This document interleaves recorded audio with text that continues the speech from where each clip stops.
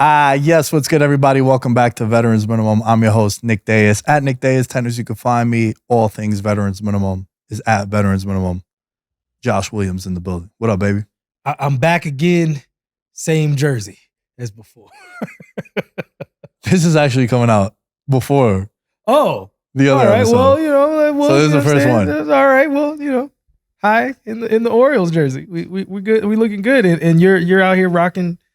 Rocking the mob. That's Mob Deep. The infamous. That's right. Yo, I was about to flip out on you before because you complimented my sneakers. Yes. You're out here rocking the Charles Barkley exclusives. You're like, yo, good feet. And then I'm like, yo, how dare you not even compliment my shirt yet? And you did one of these at first. You were like, well, no, because the shirt was like it was a little bit.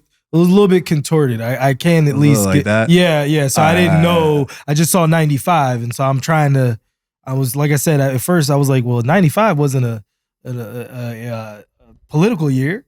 So oh nah, bro. Listen. Let me tell you something.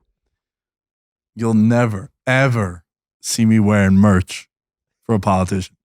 If you got merch for a politician, bro, delete my number. Not even Obama. Nobody. Dang, not even Obama. Nobody. Now I can't say that I can't say that I had it.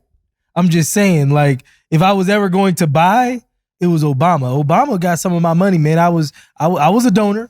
You know what I'm saying? You know what's crazy? I was sitting right behind RG3's family when he got drafted because I went to that draft class in Radio City. Okay. Right? It'll all make sense. Just catch what I'm saying before I go. Just had to just keep flexing on me, man. It's a couple times today. Every now and then. But they had this one fan was like deep in Radio City, like up, and he had the RG3, the Hope. Yeah. Once you started, I was like, it's Hope. Yeah, he had the Hope thing with RG3, and bro, they brought him down. They like someone in the crew, got him, brought him down. Then he was like front and center for it, and then RG3 walked by because where they were in Radio City, where they were walking down the aisle. Okay. They would go and get their interviews. It happened right in front of us. So we would see everyone walking by. Trent Richardson, Andrew Luck, all those guys. David Wilson, he was in that draft class too, the Giants running back. And yeah, rough year for running backs in that class. Rough year. But they brought him down and then they were like, hey man, we're having the after party at the 40/40 club. Would you like to come? To the young kid. But the kid was like 17. Oh. He was like, I can't go. I was like, damn, bro, I would have snagged a fake ID and been in there. Can he pass off the invitation? Oh, good times. 2012, I was 21. I just turned 21. Okay. All right. I was damn near 30. Damn, bro. I keep forgetting how old you are. Yeah, thanks. You look great. Thanks, man. Yeah, I mean, I'm trying to keep it together as long as I can. Damn. You know what's funny? I was talking on my Instagram. I was posting about I've gotten into golf. Never would have guessed. Dude, I go to a range once a week. Oh, okay. All right. No, you're getting better. Yeah. If you go to the range that consistent. I'm going to the range once a week and then I'm hitting a course once a week. So I'm doing you're going to be fine. Yeah. My buddy Mike, shouts to Mike, Lazy to Savage on Instagram. He's been on the show many, many years ago. He'll be popping up soon. But we went golfing together for the first time and we're at the driving range. And all I ever did was driving range. And then we went out. He's like, nah, you got to go hit. He's like, we got to play 9. I was like, bro, I don't want to. He was getting mad at me for how good I was driving. Yeah. He's like, yo, you can't be doing this. He's like, you've played before. I was like, bro, I haven't played. I was like, dude, in my head, once you start golfing or playing softball on the weekends, you're washed. Softballs, that's another one? Yeah. If you play softball, like in New York City, softball on Sundays is like huge, bro. I know. All the union guys, the construction dudes, the police. Cops. Like mad people play softball, right?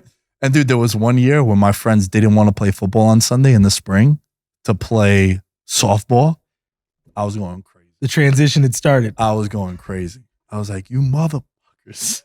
You're not going to do this to me. Because, yo, in the rec leagues I play on Sunday, I'm legit, not to toot my own horn, I'm Aaron Rodgers.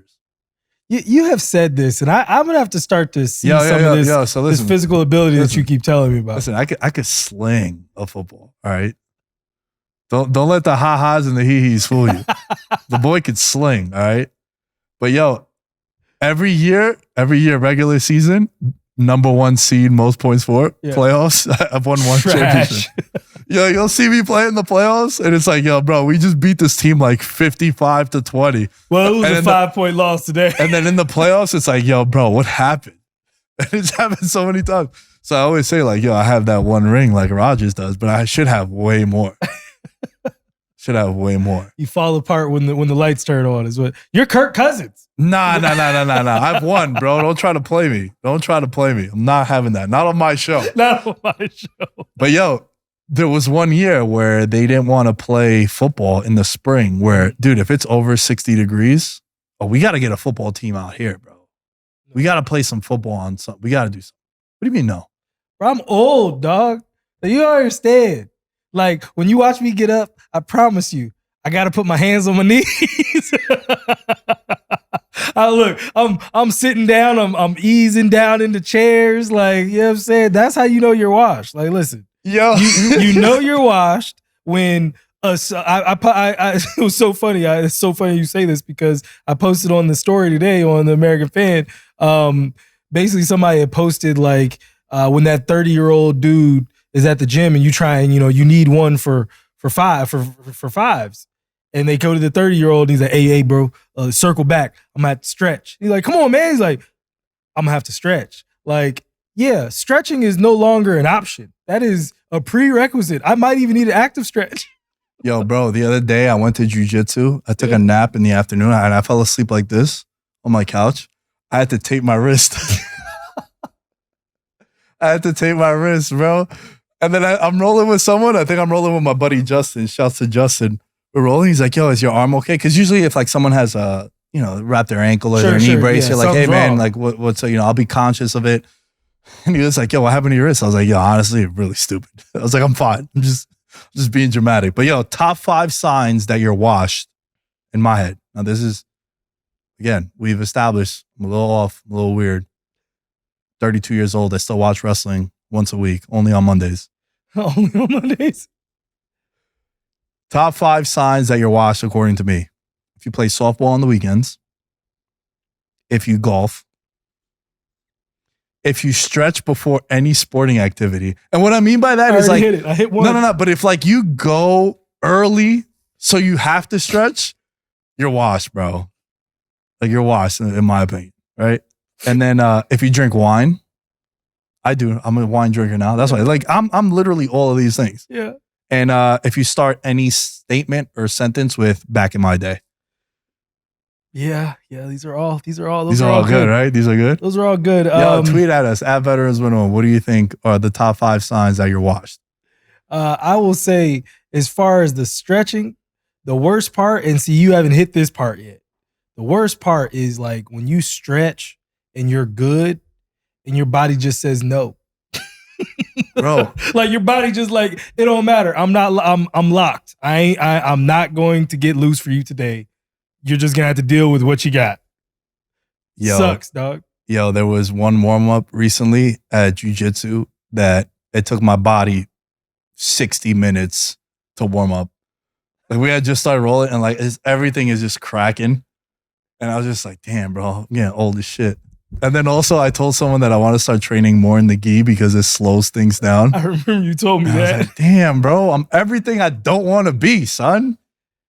It's tough. It's tough, man. It's tough when you still look good. Still look good. That's the problem. You know what I mean? My mind is sharp. The body's not willing. The body's not willing anymore. I mean, look, we'd be able to quote a once famous singer. For my body. But nowadays you just can't no more, bro. You gotta say, hey, we didn't mention no names, but you guys know what we're talking about. Yeah, you gotta leave that one alone. You gotta leave that one alone. You say it too long and Spotify might cut you off. Bradley Beal.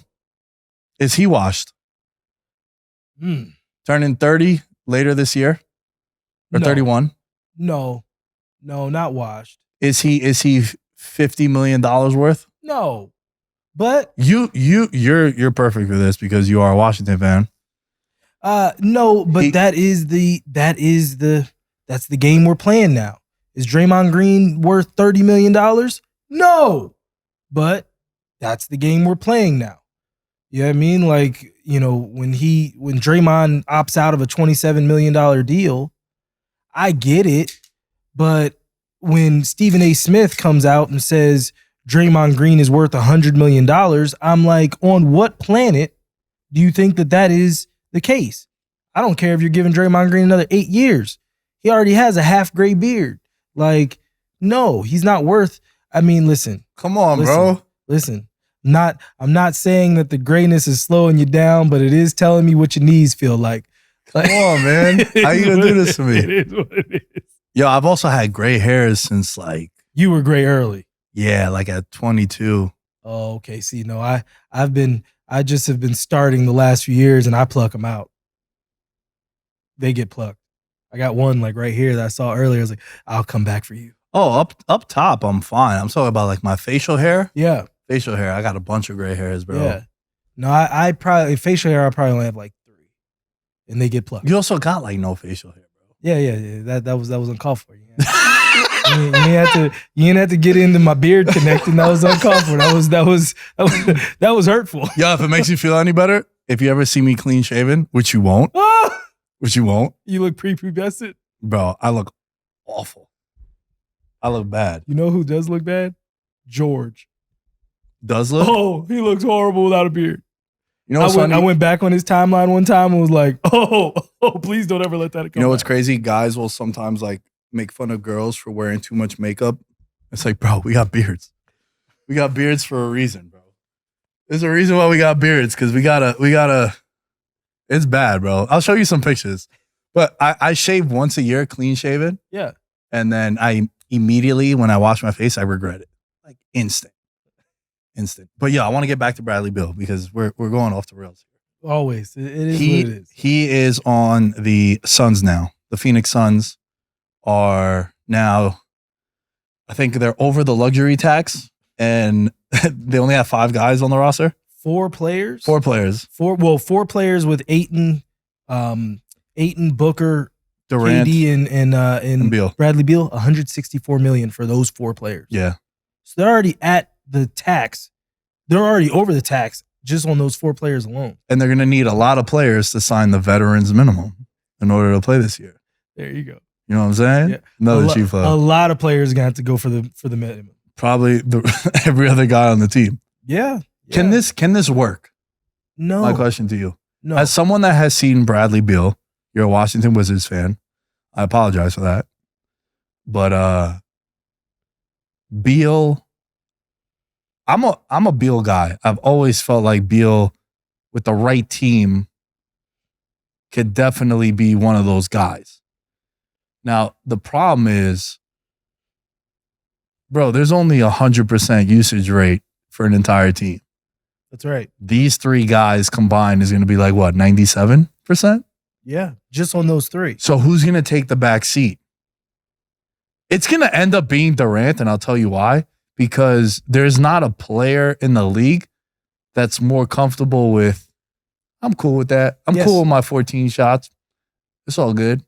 Let me pop off like once every 7-8 games. Let me put on my 28 shots. So, because, the conversation's going to start that I'm getting older and people must have forgot. Yeah.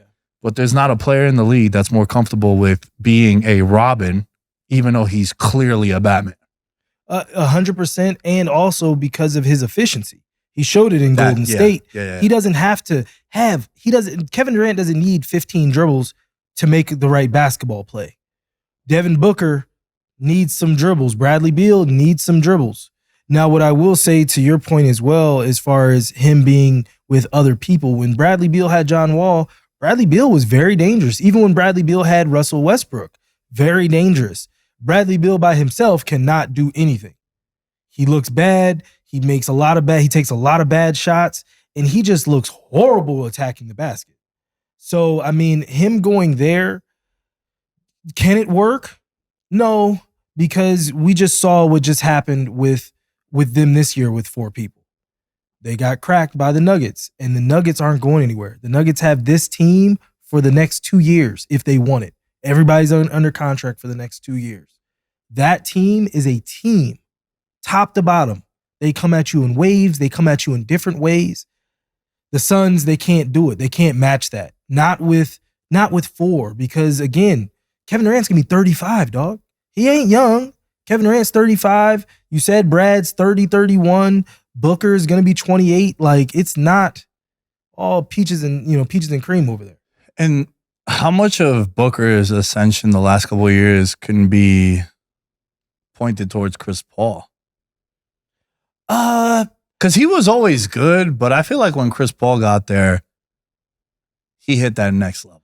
Of course. I think it's a little bit twofold. Obviously, he continued to come into his own in the league, but at the same time, when you have, as much as I give Chris Paul crap, he's an elite thinker of the game of basketball. He knows how to make the pass. He knows when to make the pass, and he knows why.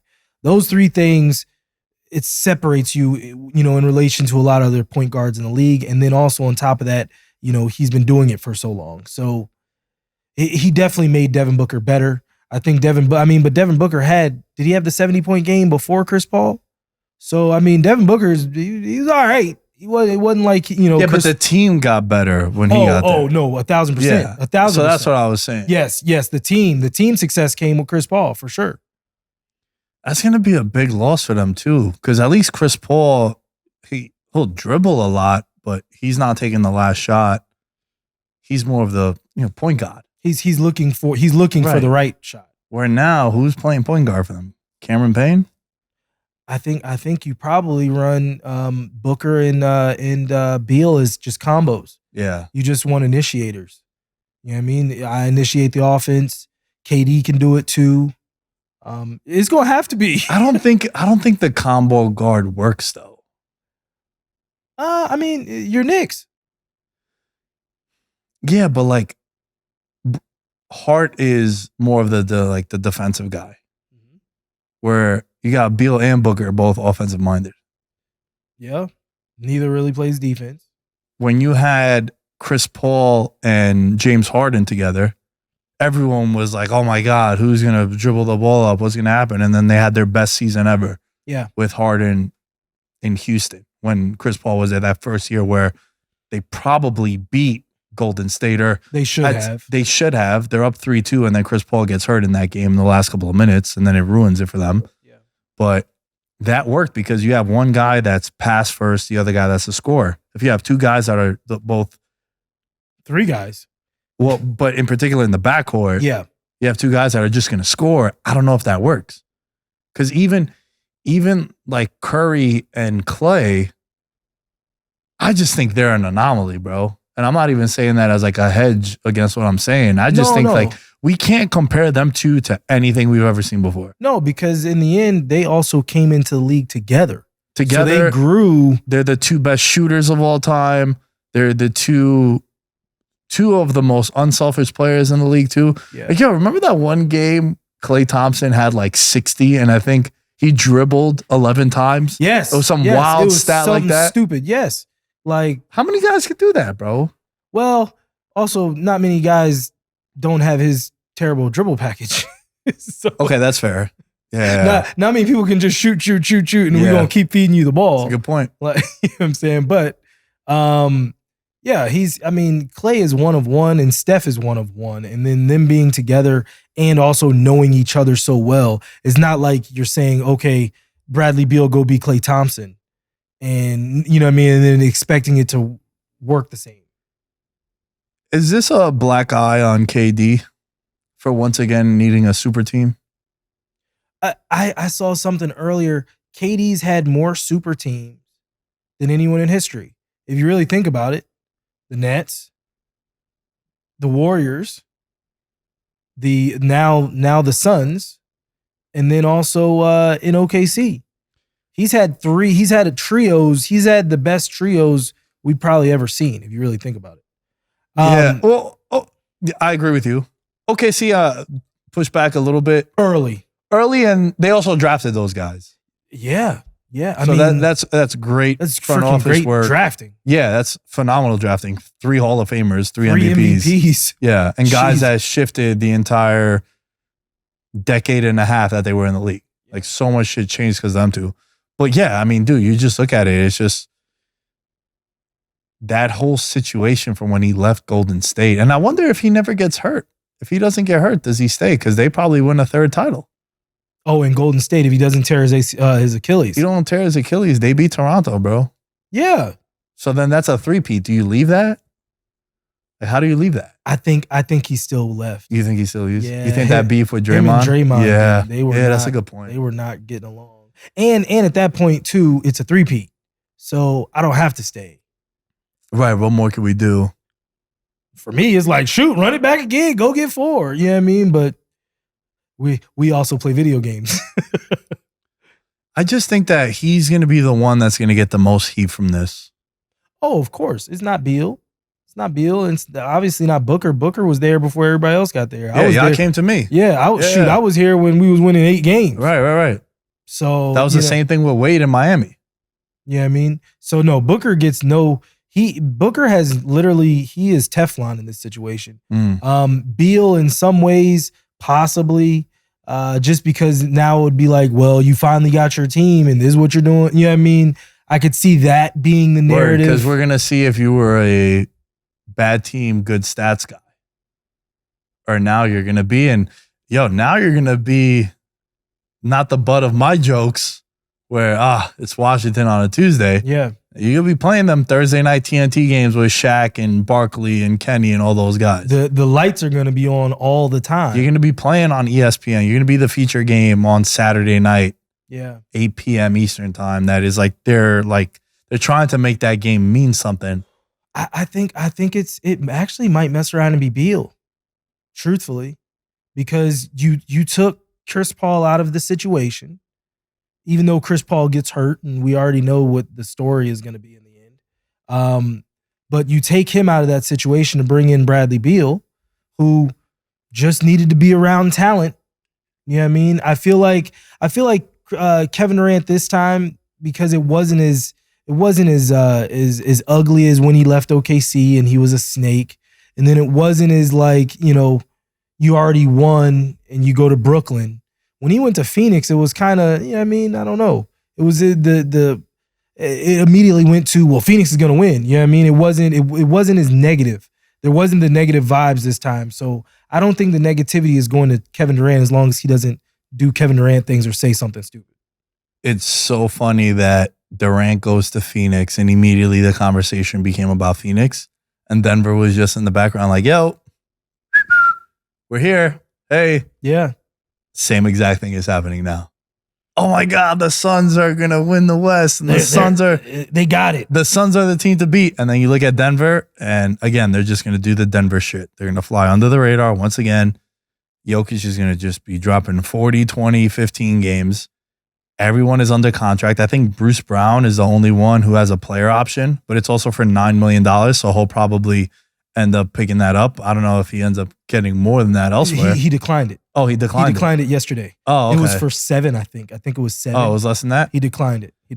Yeah, maybe they negotiate with him and bring him back, because I know Malone was at the parade saying, yo, I would love to have him there. Was off the Henny at the parade. Yo, Malone. My God. Hey, shouts to Queens.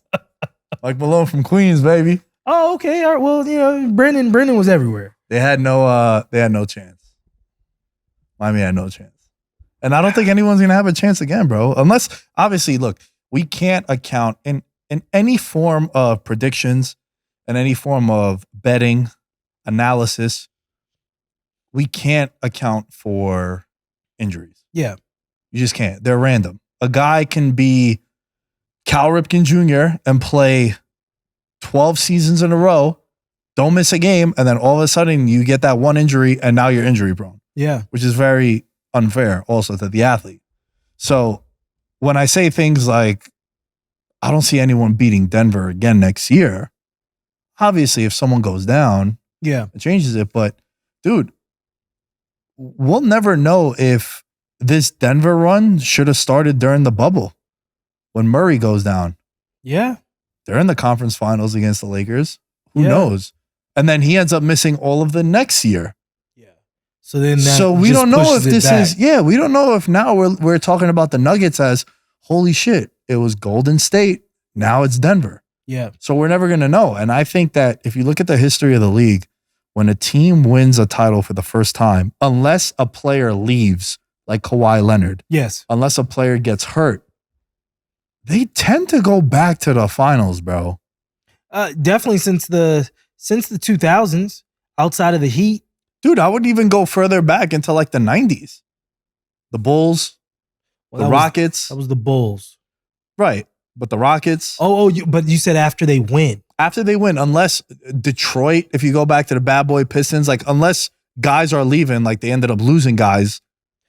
By and large, you're correct. I mean, San Antonio is the only one that wasn't going back to back. Remember, they kept winning in the odd year. Good point. Yeah. But they also won 5 titles. Yes. Yeah. No, but to your point though, because remember, Detroit won, and then they went back the next year and lost to San Antonio. Shaq and Wade. They only went once. They won one, but then like Shaq was no longer anywhere near the Shaq that he was. That's fair. That one summer was just a nightmare for him. That's fair. No, that's actually the Kobe Lakers with Gasol. They won it back to back, and then they didn't go that third year. They lost to the Mavs. Who the Mavs kind of went all in that one season. Yeah, and their pieces got old and broke down. So if you overall most of those teams though that won, they did go back outside of the Raptors. There's like a few caveats in there, but yeah, no, by and large, yeah, that's true. Yeah, even Milwaukee. I mean, they had the Middleton thing. Middleton had gotten hurt. They were the number 1 seed in the conference, and then again this year they were the number 1 seed in the conference. So such a horrible firing. I just think that it was. Jesus, it was. That's such a knee-jerk firing, I swear. And it's also getting my hopes up to maybe get him to join the Knicks. Talking about Giannis. Yeah. Yeah. But I'm getting my hopes up because like maybe they hire Bud. Coach Bud. This year? Next year after Tibbs goes? Yeah. Why not?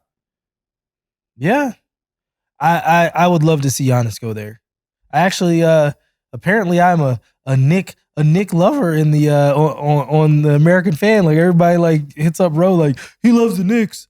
Like why don't you love the Knicks? And I'm like, listen, anybody that paid my brother millions of dollars, you always gonna get love from me. You gonna get love from me. You ain't kidding. Get love from me. You throw me millions of dollars, you can say whatever you want about me. I don't care about that. Just pay the bills. That's it. I think Denver though they are the favorite. They're plus 450 in some spots. Then it's Phoenix.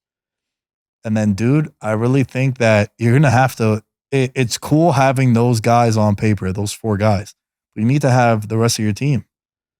And all 4 of those guys get hurt. All 4 of them get hurt. Yeah. So, I don't know, man. Not much else was happening this week. Oh, actually. Oh, yes. Go ahead. What? You're going to say it. What am I going to say? Ja Morant. Oh, I actually wasn't going to say Ja Morant. Oh, okay. All right. Yeah. What did you have?